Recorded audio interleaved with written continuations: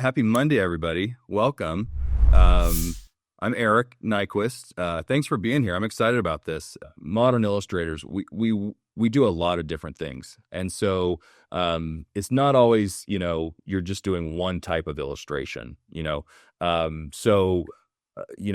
this might involve someone might be an in-house art director for the New York Times and who's hiring illustrators for artwork for a newspaper, but then they're also getting hired in the freelance basis to create illustrations for other publications or books, or they might be exhibiting paintings in galleries, but or they might be doing surface design for clothing or apparel. So there's and I have a lot of friends that are illustrators, and the norm now is that we actually are able to do a lot of different things. An in-house, art director I mentioned, and I'm actually going to go outside of our presentation really quick because I think that this is a good one. I just want to show you what this looks like for a couple people real quick. So I'm going to share my screen really quick. Again, I'm going to stop sharing. So this is actually a website, and this is a great place for you if you're interested in book jacket design, book cover design.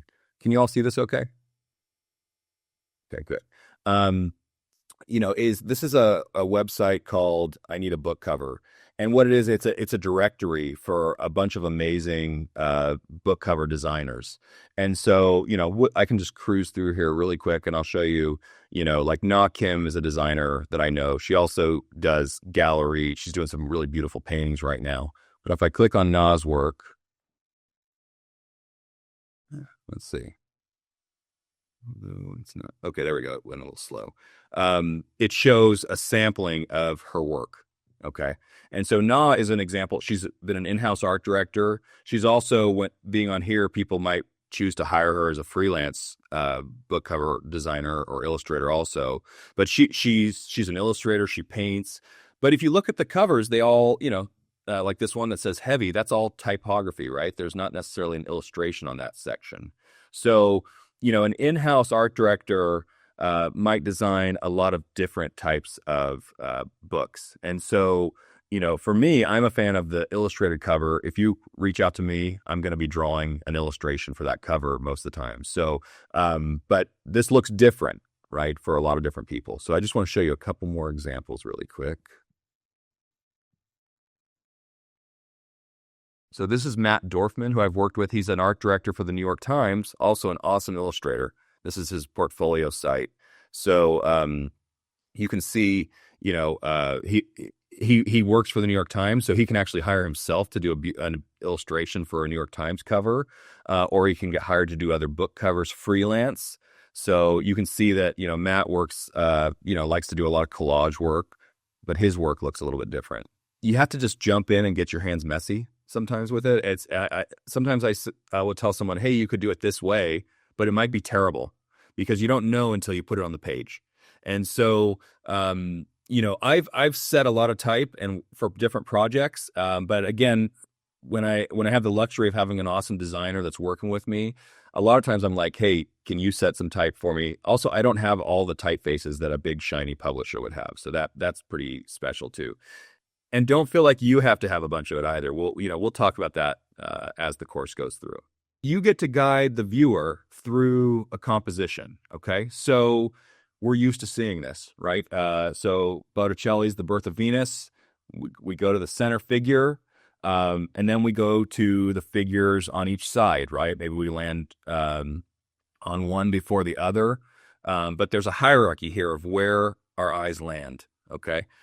We see this in religious art, right? So whether it's this is in a cathedral, right? So this is we use hierarchy scale, right? This is the main figures at the top of the picture, right? All of our eyes kind of land on the same area first, and then we move to other areas that are less important visually, okay? Scale can go the other way. It doesn't have to be big. So Vivian Mildenberger is a wonderful children's book illustrator and author.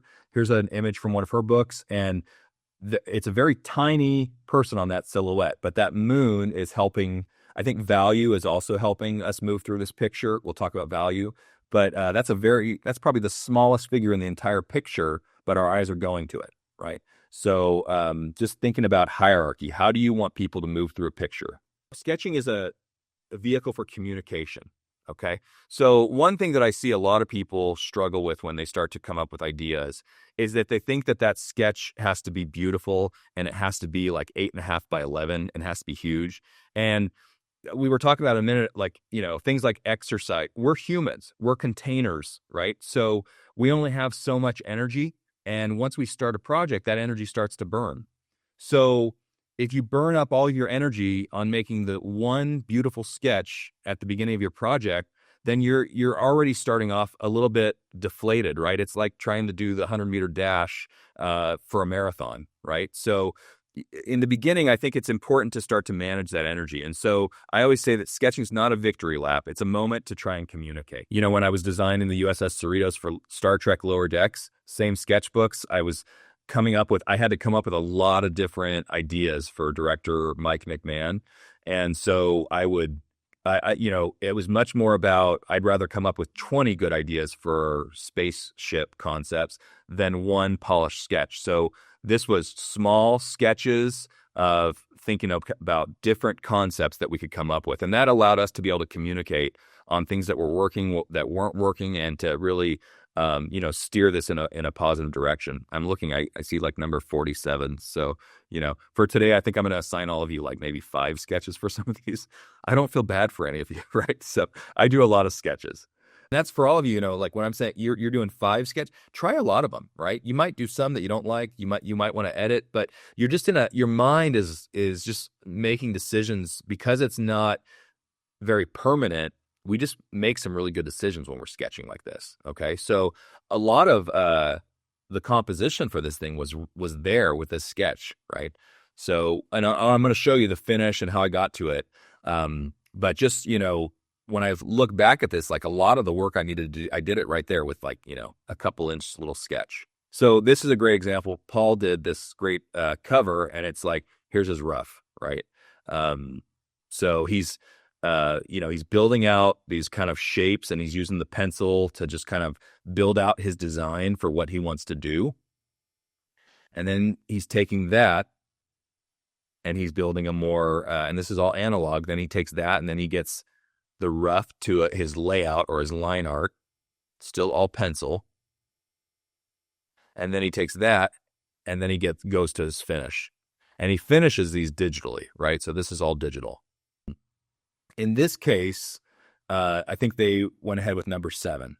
Okay. And what I love about this is when you look at Owen's work here, he's working this out quite a bit. So when you see number 7, I think that's the one they picked, and I'm going to show you it. He knows where to go.